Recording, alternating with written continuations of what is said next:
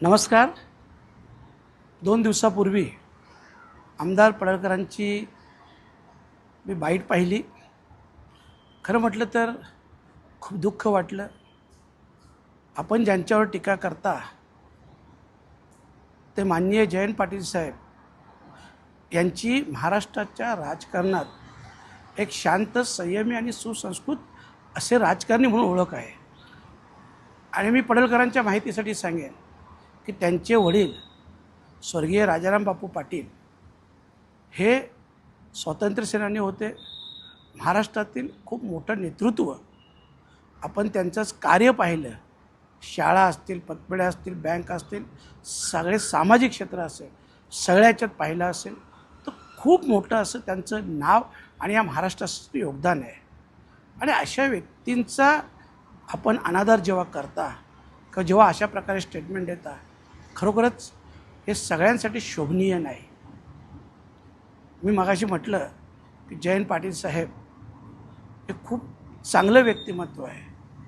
आणि म्हणूनच मी आदरणीय मुख्यमंत्री महोदयांना विनंती करेन की आपण देखील ह्या महाराष्ट्राचे राजकारण पाहता आपलं देखील एक सुसंस्कृत नेतृत्व म्हणून आपली देखील ओळख आहे. तर अशा लोकांना आपण देखील फटकारलं पाहिजे, जेणेकरून महाराष्ट्राची जी संस्कृती आहे, जी परंपरा आहे ती कायम राहिली पाहिजे. असं म्हटलं जातं की म्हातारे मेल्याचं दुःख नाही, परंतु काल सोकावतो. आणि म्हणूनच उद्या सगळ्याच राजकीय नेत्यांवर अशी वेळ येऊ नये. अशा प्रकारचं बोलणं, शिवीगाळी करणं हे काय मोठी गोष्ट नाही. हे कोणीही बोलू शकतं. मला वाटलं मीही 4 शिव्या देऊ शकतो, परंतु मला माझ्यावरचे संस्कार आणि महाराष्ट्राची संस्कृती याचं भान आहे. आणि म्हणूनच मी पडळकरांना देखील सांगेन की तुम्ही चांगलं काम करा, कार्य करा. लोकांनी तुम्हाला आमदार म्हणून निवडून दिलं, आपल्या कार्यातून ठसा उमटवा.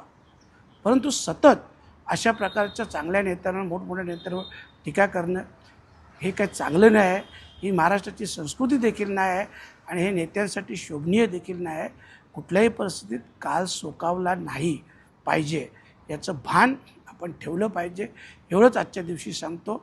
आणि पुन्हा एकदा मी पडळकरांना विनंतीवजा सूचना करतो की अशा प्रकारचं वक्तव्य करून या महाराष्ट्राच्या राजकारणाला गालबोट लावू नका. धन्यवाद.